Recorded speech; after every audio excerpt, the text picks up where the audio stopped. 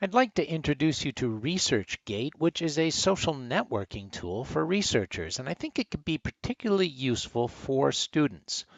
Now, the first thing you have to do is sign into ResearchGate and create an account for yourself, and that's absolutely free.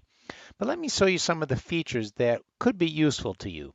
Well, first, once you've signed in and put in a picture or some sort of visual representation of yourself, you click on it. And you can begin adding articles or conference papers, or at this point you may have nothing to add, and that's fine, but eventually you will add things to this. You don't need to add information to start off. Now, the important thing, though, to establish your digital identity as a researcher or potential researcher is identify your skills and expertise, topics that you're interested in, your research experience, if you have any, your education experience, and you can also put in other experiences here depending on what you do for a living. And you can identify your contact information. You can see here that there are people that you might be following or followers, but I'll show you how to do that in a moment. So this is a way of identifying what you're interested in, what your skills are, so that information can be actually sent to you and for others to know about you.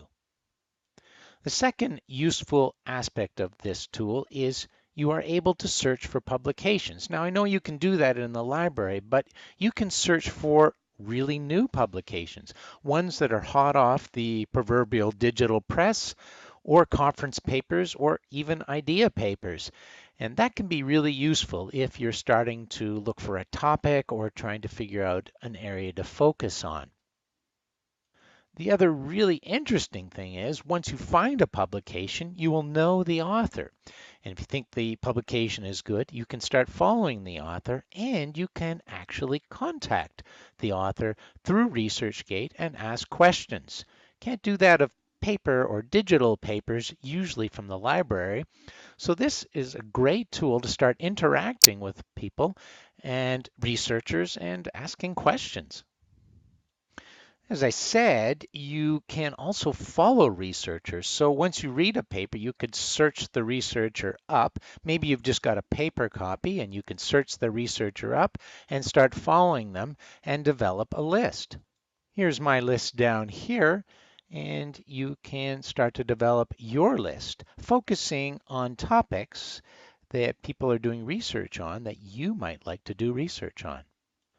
The other cool feature is that you can ask questions. So by clicking on questions here, you can type in a simple question, and then you can follow up with a little more detail in the context of your question. So trying to find resources about flipped learning, for example, or maybe you're trying to find good papers or recent reviews of multimedia in mathematics, something like that.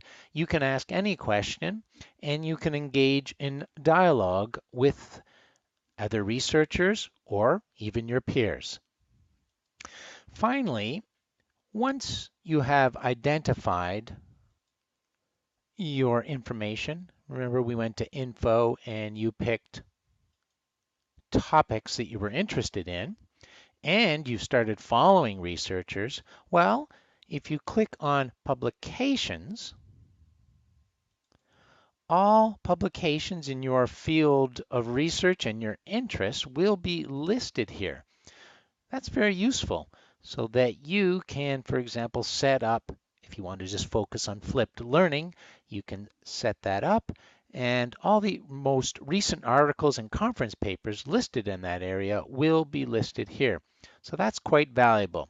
So those are some reasons why you might like to join ResearchGate.